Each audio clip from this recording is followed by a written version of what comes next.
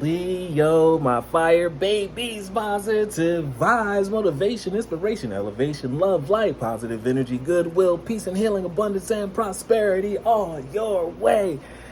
Please like, share, comment, and subscribe if this page has been a blessing to you. Your word of the day is affirmation, confirmation. Leo, do you understand? Being the king, the queen, the Raj, the emperor, you are given the green light for not only yourself but your kingdom. What are your wants? What are your desires? It's time to write this down on a piece of paper in a book, but leave no open spaces on your paper. I want you to fill the front, the back. Do not skip any sides.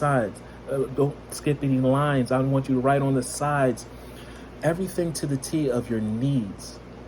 I need you to go into your personal place of peace and think of your needs today.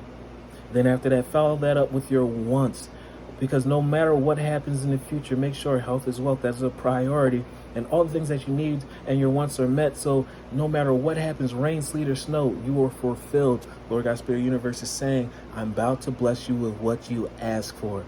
Don't think, oh, I'm not worthy, or I want what you may want from me. No, because once you leave spaces, that leaves time or space for the universe, Lord God, Spirit, Universe, Jesus Christ, which has a great sense of humor. They'll add something that you are not necessarily looking for. Not saying it's bad, not meant for you. It's not saying it's negative.